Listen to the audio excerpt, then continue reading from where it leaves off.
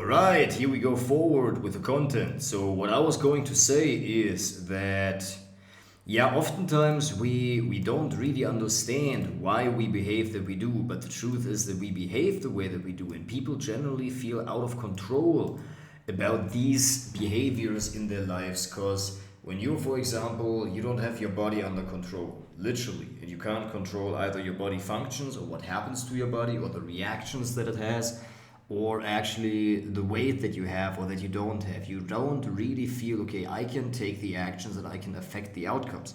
That lowers your perceived control over your life. And not that it is all about control, and I made this mistake in when I first started out on this journey. Is like I understood this being in charge of things, being in control of your life in a very literal sense. I wanted to like really have a tight, firm grip on my life. And I understood that this didn't work. The way that you really control your life and the way that you control outcomes is that you affect all of the factors that are influencing you. Because at some point, if you truly give yourself bad nutrition and you just stay up and you don't sleep enough, you don't give your body the necessary rest that it needs, at some point there will start to show up bad habits that give you the calm, that give you the rest that your body actually needs.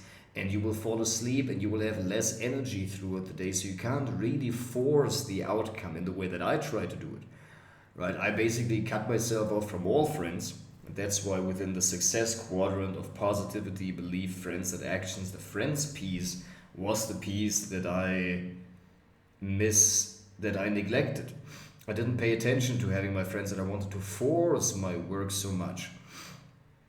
And so basically looking back on that time back then, had some successful person come to me and had said to me, it's like, look, all you gotta do is to deeply breathe, to relax, keep working on your healing towards the inner things and the self-esteem, because that's really what you have going on big time. There's so much unworthiness behavior and so much feeling like a piece of shit inside of you. That's very bad, so you want to get out of that. So that would have been one piece of the solution, and the second piece, the first and most important piece, would have been to actually connect myself with people, because not only am I a person who has a high need for human connection, generally as an extrovert that tends to be so, that we need that to be in balance and to have our energies maintained and well in balance so that we are balanced in the way that we want to be, right? But I didn't get that, and I tried to force this outcome too much. I tried to force this outcome of my work and being successful by just cutting myself off because I thought spending time with friends would be a waste of time. And I also didn't understand this balance principle, this energy principle within life, that we all have energies and we all have needs and they need to be met. And we as humans, we do have a need for connection that we need to meet. And so this is very important for us to be able to have this connection. And so positivity, belief, friends, and action. So this is life. I'm not only dealing with the beauty of life, but I'm dealing with all of life. And that makes my life worthwhile and amazing, because I'm not excluding anything from life that I address. I'm also not excluding anybody from my work. Amen. High-level thinking comes from having the character deeply rooted in reality of truth. Yes, it tends to be so that people who had the courage to look within at all of their dark sides, all of their fears, of everything that is inside of them that they were afraid of looking at and taking head on and confronting that, because it would basically mean some kind of emotional dependencies would need to be resolved. When people had the courage to do that, their understanding of reality deepens, and then they get a whole different degree and level of insight. The reason why some people make great content that is original, because they come across these original ideas that you wouldn't come across. It is a payoff, it is a reward for actually having the courage. This is how life rewards the courage that you have by going that deep. Right? We're pushing things out and putting them off. We feel like we can't deal with them right now in the moment. And so by being clearly and having woken up, you have nothing anymore that you are running from, because the egoic structure has dissolved. Waking up is ROI positive. Procrastination, towards crastiness until the next day. There cannot be emotional control without emotional expression. Emotional control comes down to A, setting up your life circumstances and making them a system. And making them a system where one's emotional needs are being met for status, for connection, for certainty, for variety, for self-expression, and the physical needs for exercise, for being intimate, for connection with the significant other. And B, learning emotional expression so that the emotions can flow and they don't get piled up. That means that learning skills of communication, of receiving and asking, of getting over one's ego and be willing to embarrass oneself among others, and then the skills of self-soothing for sadness and management for anger. Sabotage means committing acts so that the outcome does not occur.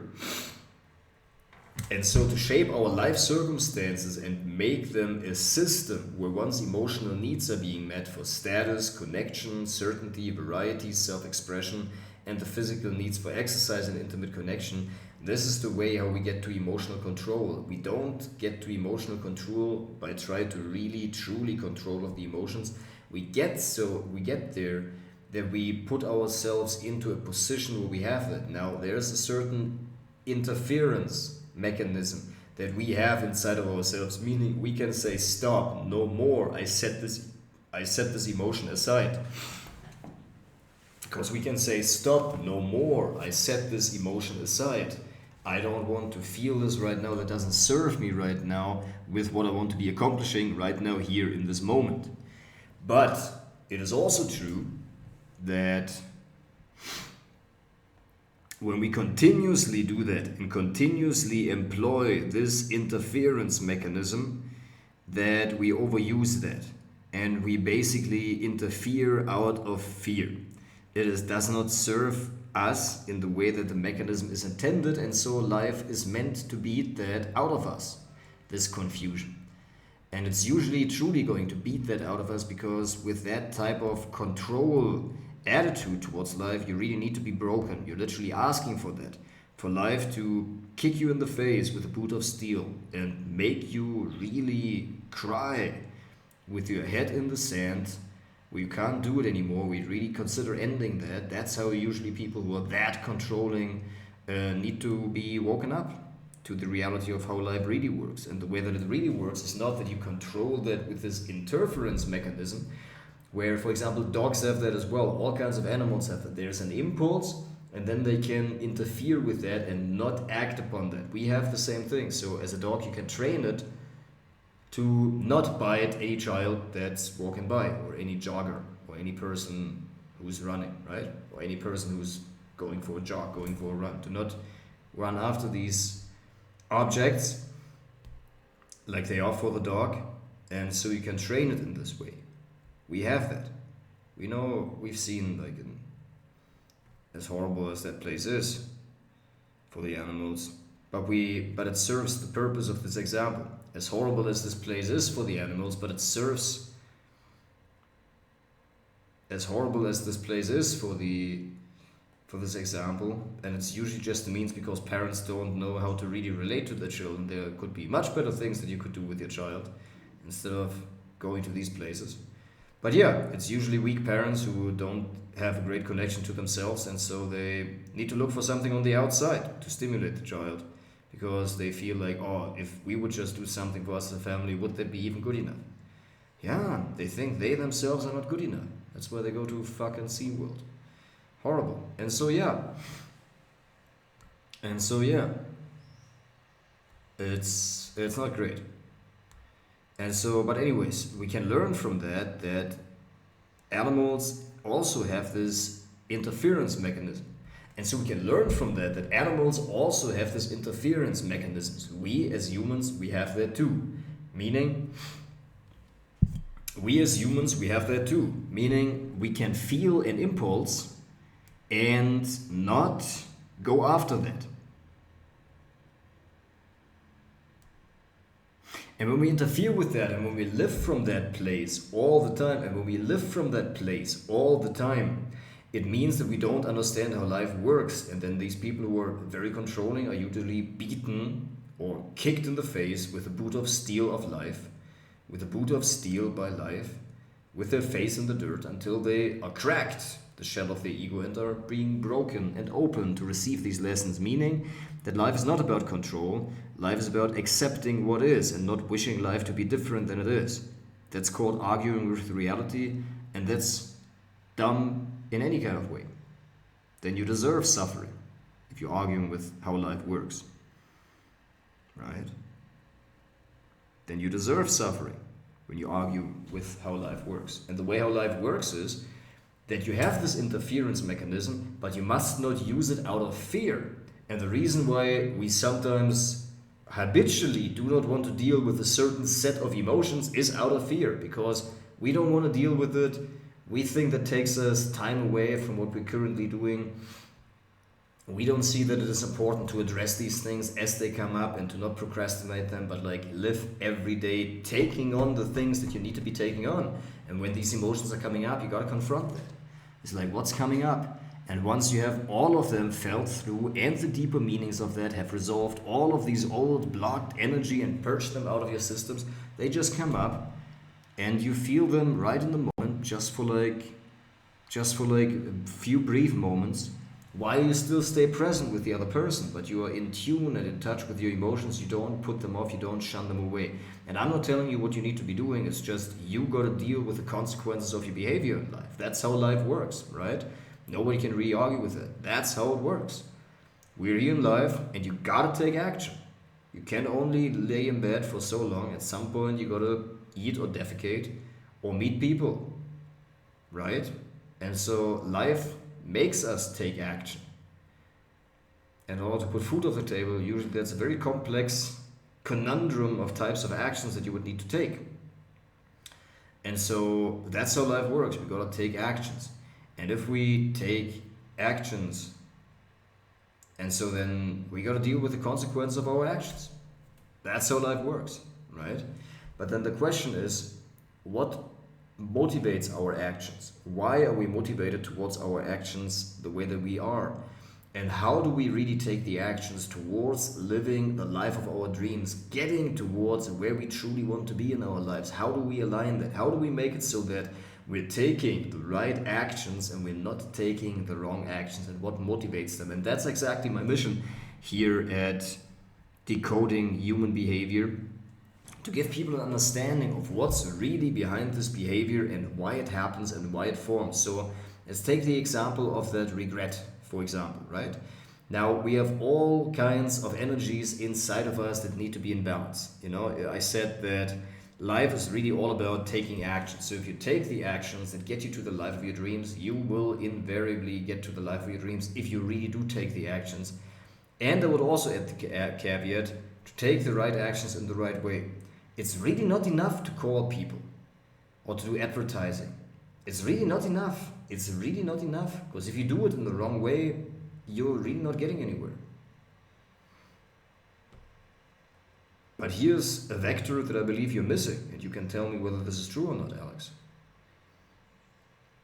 The quality and the energy that you bring to that. And then you say, well, yes, of course. Well, yeah, of course, but you haven't operationalized that part of it. If you're like all negative, and you're like grumpily, and like you see them, it's like that's the piece of mindset that makes sense to be operationalized. And you do operationalize actually with the training and how you lead your teams. But that's something that, in my opinion, you haven't really considered yet. That is important, because I've seen people try to, and I'm like, they are not there yet. People are not going to respond to them in the way that they do the outreach. So it's like, just doing it is really also not enough. You got to also operationalize the mindset around it.